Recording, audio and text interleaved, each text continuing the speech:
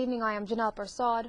And I'm Natasha Smith. With this edition of the 6 o'clock news for today, Wednesday, July 1, 2009. Here's what's happening. Natasha? Thank you. The Barbadian government is still to launch an investigation into reports of Guyanese being ill-treated in Barbados, weeks after Guyanese sent back from that country made such allegations. Speaking at a media conference here today, Thompson said he is now looking to establish a committee to examine these reports. Edward Lane report. The circumstances surrounding the alleged ill-treatment of Guyanese in Barbados still hangs in limbo as Barbadian authorities have so far failed to investigate a single report.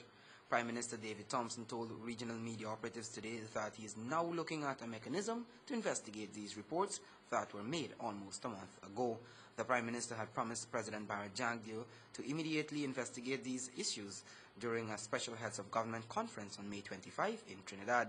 It is my intention to establish a new independent review panel to investigate any complaints in respect to the treatment of Caribbean immigrants by immigration officers or other enforcement agents. I want to set up the committee as soon as possible. The Barbadian Prime Minister's figures regarding Guyanese sent back from Barbados last month conflicts with figures released to this newscast by local authorities. The Bajan PM claims that 4 persons were deported, but according to the facts that NCN received, 24 Guyanese were sent packing from that country in June, while for the month of May, 30 persons were sent back here. He is claiming that these persons were not deported. A deportee is a deportee. When the documents come from airline officials. That is not a deportation. A person who is deported is usually deported for cause.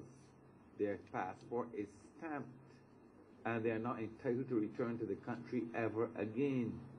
There's a difference between that and escorting somebody to the airport, handing their passport over to the official and asking them to leave.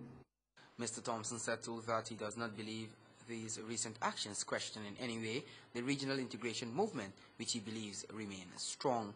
He said his country is upholding the pact under the Treaty of Chaguaramas while maintaining its sovereignty. But when asked whether he thought the issue of regional migration will dominate tomorrow's Heads of Government conference here, Thompson said he does not think heads are so petty to allow this matter to be the issue of the day. The David Thompson administration has been in the center of criticisms over the past weeks for its new immigration policy.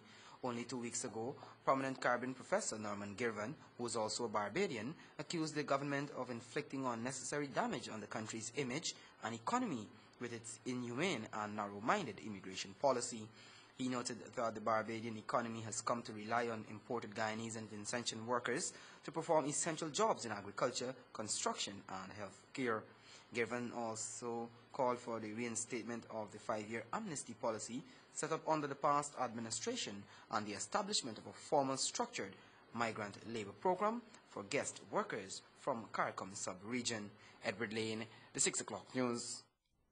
Cabinet Secretary Dr. Roger Luncheon says despite false expressions and little intention of providing consistent support, local government elections will be held this year. The Cabinet Secretary expects that issues at the parliamentary level and GCOM will be resolved in a timely manner. Details from Unika Jones. The necessary legislative framework for the holding of local government elections is on course with the bills being reviewed in the Special Select Committee of the National Assembly. This process will allow the elections to be held under a new statutory framework. During a media briefing, Cabinet Secretary Dr. Roger Luncheon said it was anticipated that the work of the committee be completed in a timely manner. The anticipation about the work in Parliament and its timely completion continues to be one said to be considered by the Cabinet and also intended to generate the expectations of support by the parties in Parliament. While expressing concern that some persons may want to deliberately delay the process, Dr. Luncheon said the correlation of forces are sufficient towards the holding of election. However, the Cabinet Secretary has acknowledged other issues that may frustrate the exercise. There are problems also, jeopardies at the level of the Commission, GCOM. The Cabinet Secretary is not unaware of some tensions that have surfaced there, but the expectation is that this constitutional body, its members in place for elections, that they would be able to resolve those issues and still pull off the 2009 local government elections. The last jeopardy, of course, is the political parties and their involvement, their commitment to support. The last local government elections were held in 1994. The administration says the process has been delayed for far too long due to failed dialogue. Onika Jones, NCN 6 O'Clock News. Commissioner of Police Henry Green says no stone will be left unturned in capturing ex-policeman Sean Belfield.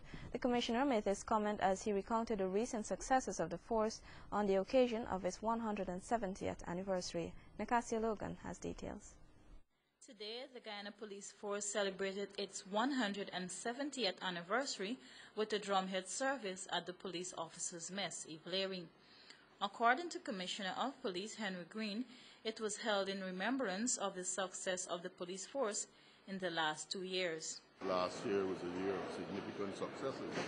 Despite we had quite a significant number of murders, we managed to capture one of the most notorious bandits in this country, and also to destroy his gang, several of whom are in prison at this time, awaiting trial.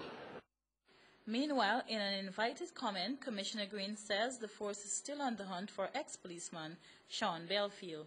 Warrant is out for him. Word is that he was at his mother's home in Essequibo. We did a thorough search. We didn't find him. He's in hiding, definitely in hiding. But at some stage, he'll either come forward, we're calling him to come forward, or he'll be caught. 29-year-old ex-policeman Sean Belfield, also known as Backup, is wanted by the police in connection with the murder of the Diagrella father and son. The bodies of 41-year-old Romeo and his 20-year-old son Clint were found at Iron Punt, Foreshore, Northwest District, with gunshot wounds. Belfield is 5 feet 7 inches, dark in complexion, and is said to be self-employed. His last known addresses are Lot 83 Garnet Street, Newtown Kitty, Lot 23 Queen Street, Kitty, and Henrietta, Essequibo Coast. Anyone with information that may lead to the arrest of Sean Belfield is asked to contact 911 or the nearest police station. The police say all information will be treated with the strictest of confidence. Nicasia Logan for the NCN 6 O'Clock News.